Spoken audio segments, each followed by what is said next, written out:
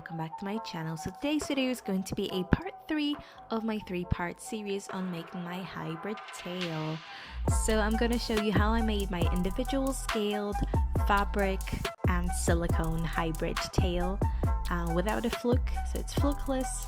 And yeah, so I started off by making a fabric base, and at first I wanted to make a fabric tail for this yellow monofin that you can see in the video. So this is just some sort of cheap monofin that I got off AliExpress for like £15, but it's quite good, yeah, not too bad for beginners. And I wanted to make a tail for it, but I wanted to use Courtney's technique. So Courtney, the Vancouver mermaid, she makes amazing tails, but she used to make hand painted ones as well, and she's got tutorials on how to do that as well, so I will link them down below. So at first I wanted to make one of them because yeah, it looked great, and fabric tails are awesome because they're easier to use and stuff. So I pinned it all together, and here you can see the Velcro I will be using later. And then I used this zigzag stitch that I googled, and apparently it's the best for this kind of fabric. And the fabric that I'm using is a 4-way stretch, some sort of fabric, I don't know, I'll link it down below. And then I pinned it all together and I stitched it up. And I stitched it by hand. I do not have a sewing machine, and I'm really bad at sewing and painting as well, so I don't even know why I was gonna make a hand painted tail. But yeah, I was thinking about it, but then I changed my mind. So what I did next was I got my mahina, I fell in love with it, and I changed the concept. So I cut off the bottom bits of my tail to make kind of like an underwear styled tail, but without the bottom bit because I don't like the look of it. And yeah, it worked in the end. So here you can see me applying my scales that I made in previous videos. I've got tutorials on how I make them as well, and you can see me applying them onto the fabric. So what I do here is I put a layer of silicone on the fabric, and this is uncured silicone, you know, just clear, and then put a little bit of silicone on the pointy bit of the scales as well, and then I just layer them up, starting from the bottom, of course, because scales.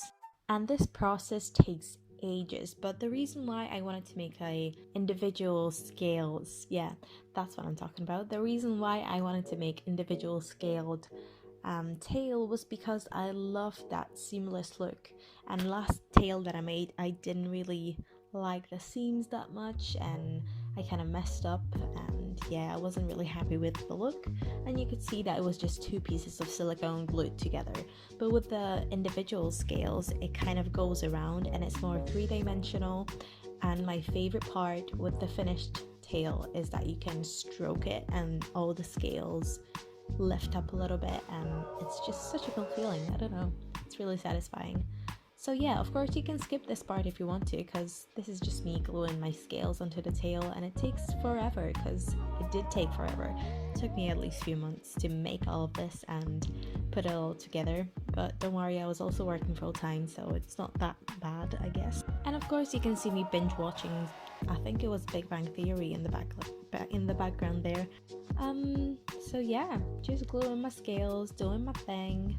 And of course I started with green at the bottom because mahina monofin, and it's kind of that green color, and I already had some scales that I made before, and I just decided to blend it kind of into mahina. Not really, but you'll see what I mean. I did a little bit of green, and then I put some blue, and then some purple. And I like the transition on the bottom of the tail, the green to blue. You can see that I cared really much about the tail at this point. Later on I realized I didn't even have enough scales for one side of the tail, so yeah, I had to make more, and the whole color combination, transition, blending, and that yeah, it didn't work out very well. I still love my tail, so just make sure you've got enough scales, but it's really hard to calculate, especially that my scales were pretty small, and I thought I was making big scales for some reason, because the last tail that I made, my previous silicone tail, had tiny little circles, and I was like, oh yeah, the scales are bigger than the circles. That makes sense, but they're just slightly bigger, as you can see here. And then I've got a few progress clips over here, or boomerangs from Instagram and stuff, because of course I was documenting everything. Yeah, that was my life for the past few months.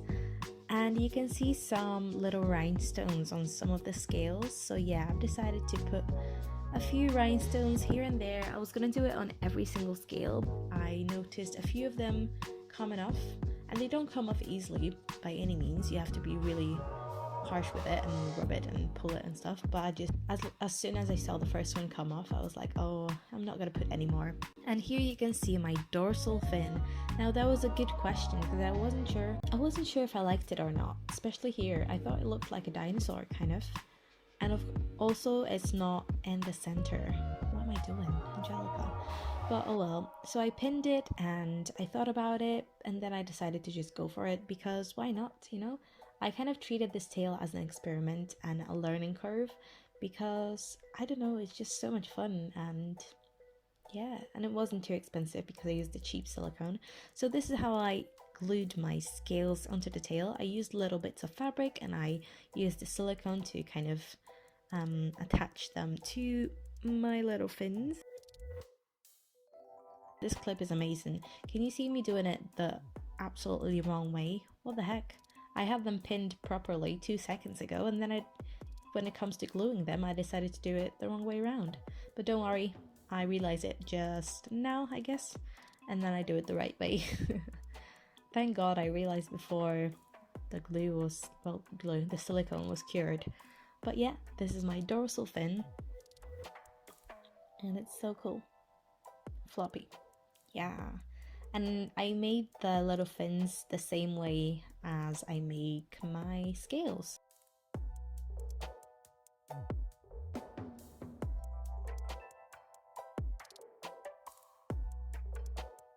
Alright, so I attached my dorsal fin, but I'm just going to show you how I'm going to deal with the fact that, you know, there's going to be a gap kind of in between the fabric and the scales because I don't like that. So I kind of did it here already. So basically what I did is I was making some more scales. So I mixed some of the colored silicone, and then I'm using this kind of sculpting tool to get a little bit of silicone and kind of push it down into the cracks to cover the white fabric and the space in between the fabric.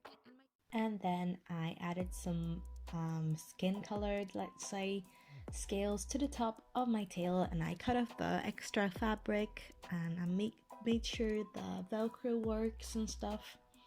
And then I went for a swim. So here you can see me putting my tail on, well, in 2 seconds at least.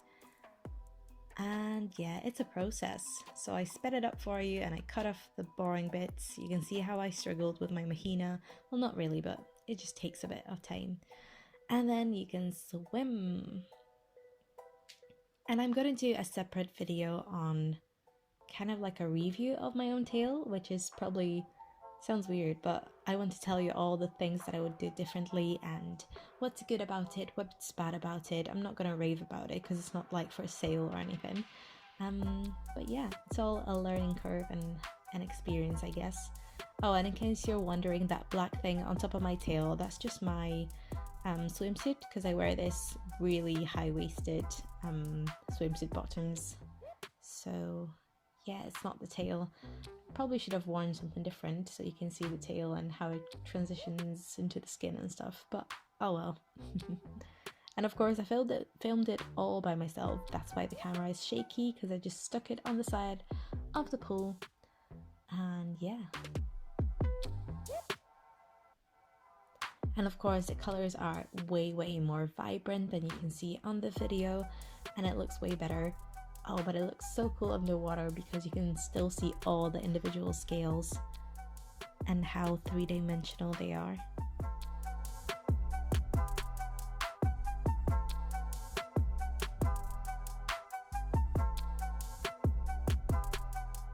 And I love the little blue lines on the side on my bum. I didn't plan for that, it kind of just happened. I had a few experimental blue scales and I decided to just put them on both sides, and I love that little detail. And here's me with my eyes open. What the hell?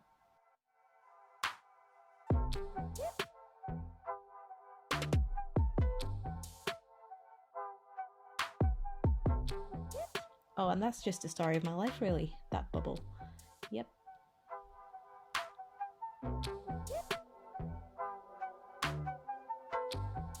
yeah, just more of me swimming in my little tail.